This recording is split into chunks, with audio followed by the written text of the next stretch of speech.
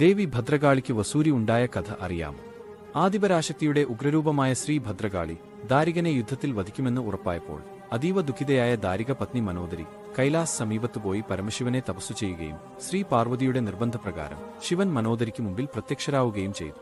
മനോദരി വരമായി ആവശ്യപ്പെട്ടത് വസൂരി വിത്തുകൾ ആയിരുന്നു. തുടർന്ന് ശിവൻ തന്റെ വിയർപ്പു തുള്ളികൾ മനോദരിക്ക് നൽകി അപ്രത്യക്ഷമായി.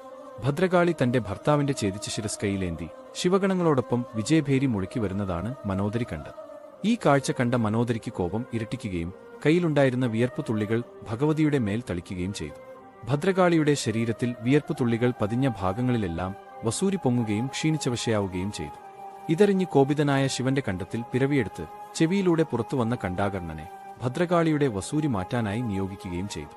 കണ്ഠാകർണൻ ഭദ്രകാളിയുടെ കാൽപാദം മുതൽ കഴുത്തുവരെയുള്ള വസൂരിഗുരുക്കൾ നക്കിത്തുടച്ചില്ലാതാക്കി. എന്നാൽ മുഖത്തെ വസൂരിക്കലകൾ ഇല്ലാതാക്കാൻ ശ്രമിച്ച കണ്ഠാകർണനെ സഹോദരസ്ഥാനീയൻ ആയതിനാൽ മുഖത്തോട് മുഖം ചേർക്കുന്നത് ശരിയല്ല എന്ന് പറഞ്ഞു ഭദ്രകാളി തടഞ്ഞു.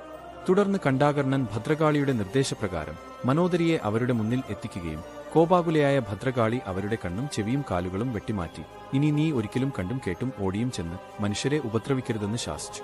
പിന്നീട് തന്റെ തെറ്റുകളേറ്റു പറഞ്ഞ മനോദരിയോട് അലിവു തോന്നിയ പരാശക്തി അവർക്ക് വസൂരിമായ എന്ന പേര് നൽകി സന്തത സഹചാരിയായി കൂടെ വാഴിക്കുകയും ചെയ്തു. വസൂരിമാല ബാധിക്കുന്നതുകൊണ്ടാണ് വസൂരി രോഗം ഉണ്ടാകുന്നത് എന്നായിരുന്നു പണ്ടുകാലത്തെ ചില ആളുകളുടെ സങ്കല്പം. പകർച്ചവ്യാധി ബാധിച്ച രോഗികളെ സുഖപ്പെടുത്താൻ കണ്ഠാകർണനെയും വസൂരിമാലയെയും രോഗിയുടെ സമീപത്തേക്ക് ഭഗവതി അയക്കുമെന്നാണ് വിശ്വാസം.